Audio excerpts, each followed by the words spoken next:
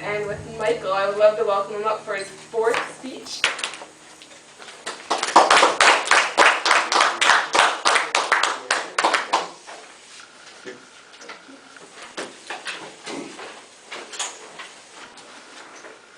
Ever wonder about the day you might die, or even how? It's the story of the fate that could have been for my family and I. July 18th, 1984 is marked in history as one of the worst tragedies that was seared in the hearts of a nation. 33 years ago, a massacre had happened. Most impressioned of those who were especially there. We were fortunate to have avoided the fate of a horrible day. Life has a way of teaching us lessons. Sometimes these lessons demand that we take that extra breath. We should take that opportunity to appreciate the flavor of that breath. Madam Chair, fellow Toastmasters, most welcome guests. This was to be the last family vacation we were to take. Dad had spent a good amount of time compiling all the places we were to see. It was going to be a most memorable trip, but in a way we had not ever thought to imagine. The trip was to take us down the coast. We were to see Oregon Caves, Los Angeles, San Francisco, all the sights and scenery. Disneyland was supposed to be the highlight of the trip. It is about to be overshadowed greatly. We were staying in a place called Chula Vista, and Dad had just looked at a map and we found we were 8.5 miles from the border, the Tijuana border. Couldn't pass up this opportunity. There's this electric commuter train that takes us from Chula Vista to a place called San Isidro. We got on this train. It's $1 per person for a 15-minute ride. And on the way we went to San Isidro. We were the only white folk on the train that gave us the first opportunity of being a minority. We disembarked the train, and to our left was a McDonald's. We thought, great, let's go have a drink, and over we walked. Our hand was on the door. Mom said, wait a second, I'm not thirsty, you're not thirsty, you know that. Let's just go across the border and enjoy our day. So we did. We turned around, we went to the border. There was like a tiered bunker up the stairs, down the stairs, and we were down to the border. We weren't much in there for about 2 minutes before they closed the border. It was sealed off. They didn't tell us what was going on, but we didn't seem to care because we were down there to see the sights, and we thought, oh, this is just common, it's Tijuana. You know, whatever. Walking around, we see the sights, and it's deplorable conditions. It really is. We see the poorness of the people. The vendors or kiosks are exactly where the people live. They lived and worked on top of where they are. That was their whole life. 10 by 10, 20 by 20, that's where they live. It's quite an eye-opening experience.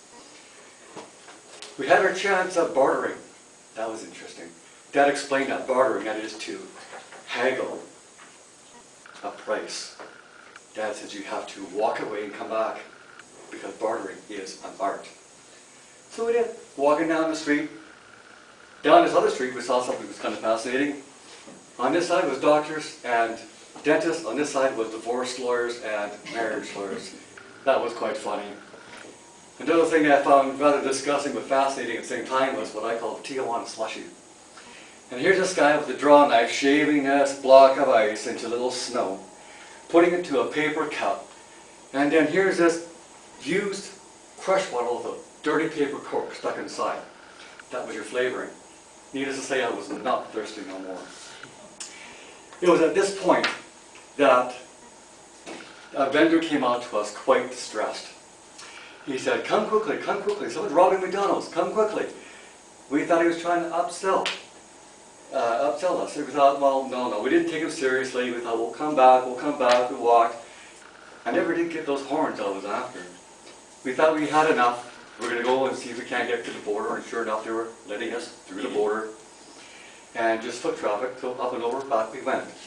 There we were met with the American military. They escorted us to the train. And we suddenly realized we didn't have enough coins. They only took coins in the train. He reached in his pocket, gave us the fare, and on we went back to Chula Vista to our campsite. On the train all the time, we were wondering, what's going on? There's got to be something strange going on. Well, the next day was to reveal. On our picnic table the next morning was a San Diego Times newspaper in a plastic bag that was complimentary of the campsite. We opened up this paper, and on the front of the paper was a horrifying picture. Here's this child, lying dead, beside his bicycle. The window of the McDonald's peppered with holes, and the door we just touched a little while ago. A psychopath had walked into this building as we were walking to the border with an arsenal of weapons, and he was letting loose, murdering 21 people. When one gun was emptied, dropped it, and he emptied the next barrel of hatred on them. He was finally cut down by a sniper. We literally could not believe that we could have been a part of history. It was absolutely horrifying. We could have been there had we decided to have that cold drink. Unbelievable. We were distressing ourselves, so we packed the car and we left home. 1,500 miles. We didn't step into a restaurant all the way. I personally didn't visit the McDonald's for more than 3 years. We found a little while later this McDonald's was torn down and a memorial put into its place. And there it was. 21 hexagonal pillars were erected in memory of the dead, memorizing their deaths from age 8 to 74 years. Like I said, 21 people had died and another 20 were seriously injured. It was a horrible, horrible day. It's one of those days in history that I will never, never forget. And it brings me in remembrance to be aware that I would never again underestimate the instinct of my mother's intuition.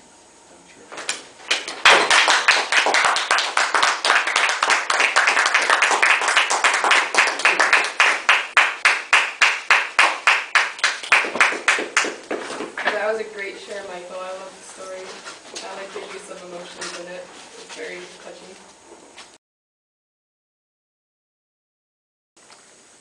If you're ready, Pat, I'd like to welcome you up for your evaluation for Michael's speech. Thank you very much, Madam Chair and fellow Toastmasters, and welcome to our guest. Michael's speech is number 4 in our basic communication manual that new people in Toastmasters start with, that teaches us all the variety of things we need to learn as a speaker. The topic heading for manual number 4 is how to say it. The effective summary, the executive summary in for how to say it is that our words are powerful. They convey the message, they influence the audience. Word choice and arrangement need just as much attention as the order and organization of the whole speech. Select clear, accurate, and descriptive words were his summary, and the objectives for him were to select the right words and sentence structure to communicate clear ideas. So that is what I'm evaluating. And use rhetorical devices to enhance and emphasize ideas and eliminate jargon and unnecessary words. That is the context in which to evaluate. And in that particular book, it's an interesting thing for me to evaluate. They have, did he do excellent, satisfactory, or could improve? And some of the ways I'm evaluating are, Was the speech topic appropriate for this particular assignment? Yes, it was, because if you heard the words that he chose, compelling us to listen and drawing us in, because he used the, what's next, what happened, right? He caught our, from the very beginning, like, oh, there's something important happening. We kept waiting, and he built up to it. Incredible, very well organized, I thought, in the organization of the speech. They were simple and clear words. We all understood what he had to say. They were very descriptive.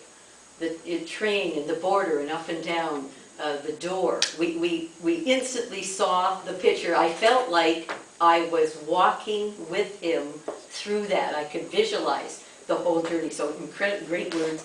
Sentences short, they were simple, very straightforward.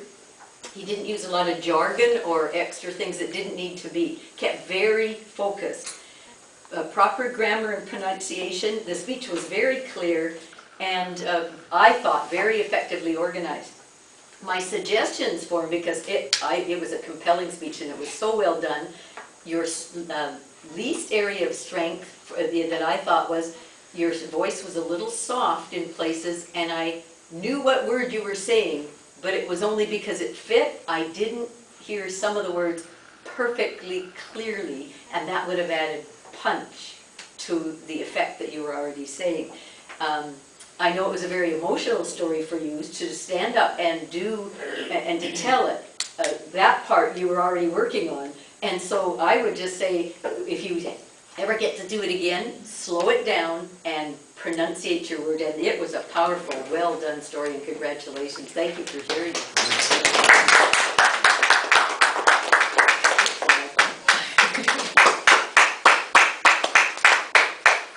Thank you, Pat, for that evaluation of Michael's speech. I definitely agree with her that you took us into the story and we were able to visualize it very well. I felt like I was right in the moment with you, and I thought that you had a very good use of your emotions. Michael, as you saw and heard, had some incredibly descriptive, and this helped, the descriptive words, and this really helped him with the narration of his story. Deplorable, bartering, and he even explained to haggle a price, which, you know, you go back and you go away and you come back. Good technique to use in yard sales, especially show up at the end of the yard sale and say, oh, I'll give you 5 cents for that, and we'll gladly get rid of it. Thirsty no more. I would have said thirsty, you should have been any more the way you used it. It was just an incorrect use of the length of the sentence.